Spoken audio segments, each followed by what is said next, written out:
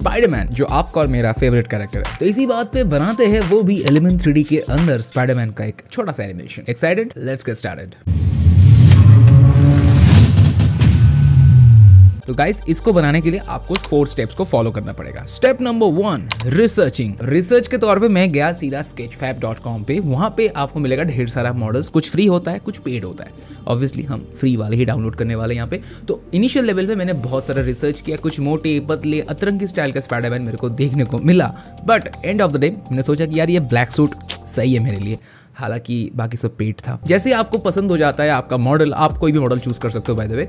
आप सिंपल उसको FBX format पे डाउनलोड कर लो। इसके बाद चलेंगे हम इसको एनिमेशन डालने के लिए, बिकॉज यही इस वीडियो का मेन थीम है। तो एनिमेशन देने के लिए हम करेंगे स्टेप नंबर 2 विच इज मिक्समो। तो मिक्समो पे जाके आप सिंपली अपना मॉडल को जो है FBX मॉडल को उसको इम्पोर्ट कर लो। थोड़ा प्रोसेस लेगा एंड देन प्रोसेस हो जाने के बाद आपको वो मॉडल वहां पे दिखेगा। उसके बाद वहां पे आपको एक ऑप्शन दिखेगा जहां पे आपको हर एक एंगल्स पे बोन जॉइंट्स को डिफाइन करने के लिए बोलेगा, लाइक यहाँ पे आप सिंपल उसको डाल दो, नेक्स्ट पे क्लिक करो, प्रोसेस ऐसे घूमेगा एंड देन डन। और थोड़ी देर वेट करने के बाद मिक्समो एनिमेशन आपको क्रिएट करके दे देगा। देन मैंने यहाँ पे बेसिकली थ्री मेजर्स एनिमेशन को सिलेक्ट किया है। एक है सुपर हीरो लैंडिंग, जो स्पाइडरमैन का सिग्नेचर है, ऐसे स्विंग एंड लैंड, एंड उसके बाद ऐसे धीरे वो स्टैंड अप हो रहा है, एंड देन थर्ड थोड़ा बहुत इधर उधर देख के फाइटिंग वगैरह कर रहा है। तो ये था मेरा 3 एनिमेशंस जो मिक्समो पे ही आपको मिल जाएगा। तीनों एनिमेशन को आपको डाउनलोड कर लेना है, वो भी FBX एंड 30 FPS पे। Step number 2 over. Step number 3, हर एक एनिमेशन को आपको एक दूसरे के साथ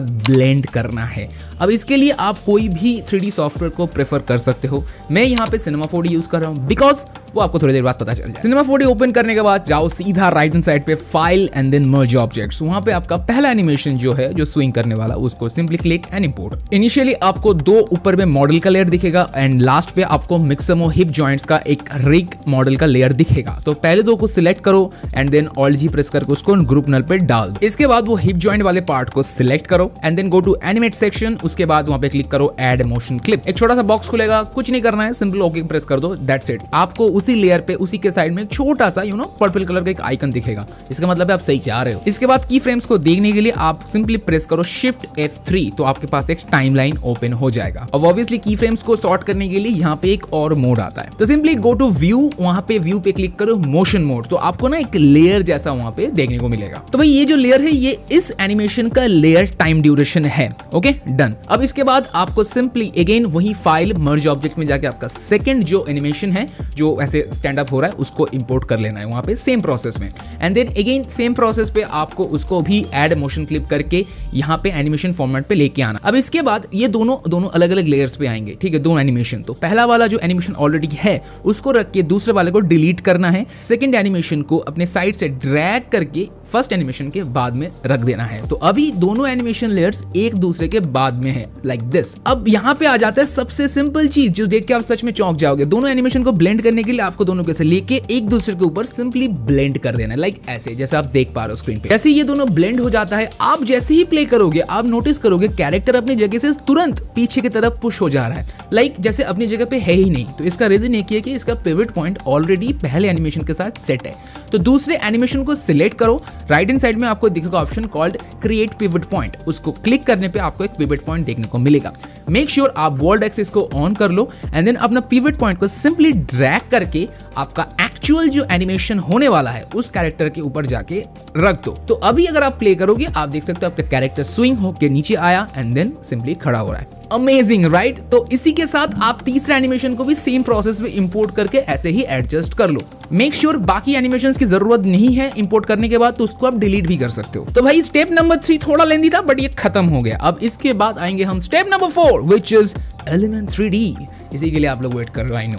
देखो भाई आफ्टर इफेक्ट्स पे एलिमेंट 3D में जाने के बाद ऑब्वियसली आपको फुटेज तो इंपोर्ट करना पड़ेगा। फुटेज इंपोर्ट करने के बाद आपको एक ट्रिक यूज करना पड़ेगा। आप जैसे फुटेज को आप देखोगे ना, अगर डे लाइट पे शूट होता है तो थोड़ा बहुत डिटेल्स की कमी होता है। मैंने यहाँ पे यूज किया फाइंड एजेस नाम से एक इफेक्ट जो क्या करता है, एजेस को फाइंड करता है। उसका सिंपली ब्लेंडिंग मोड को ना थोड़ा 50% कर दो तो ब्लेंड विद ओरिजिनल से वो थोड़ा डिटेल्स लेगा और खुद थोड़ा सा डिटेल्स आपको प्रोवाइड करेगा। एंड देन उसको सिंपली राइट क्लिक करके प्रीकंपोज करके अलग से एक प्रीकंपोजिशन पे डाल दो एंड उसी प्रीकंपोजिशन पे जाके animate and then then track camera. Track हो जाने के बाद आप कोई भी एक स्पेसिफिक एरिया को सिलेक्ट करो, राइट क्लिक करके पहले उसको ग्राउंड प्लेन पे सिलेक्ट करो एंड देन अगेन वहीं पे राइट क्लिक करके नल ऑब्जेक्ट एंड एक कैमरा जनरेट करना है। इसी के साथ राइट क्लिक करके एक सॉलिड लेयर जनरेट करो, नाम दे दो एलिमेंट 3D का, क्योंकि उसी पे हम एलिमेंट 3D इफेक्ट को डालने वाले। इसके बाद एलिमेंट 3D के अंदर आपको सीक्वेंस इंपोर्ट करना पड़ेगा, तो उसके लिए आपको जाना पड़ेगा file and then click import as in sequence. तो सीक्वेंस पे आपको उसी फोल्डर पे जाना पड़ेगा जहां पे आपने आपका एक्सपोर्ट किया है ओबीजे सीक्वेंस। स्पाइडरमैन का मॉडल्स को क्लिक एंड देन ओके।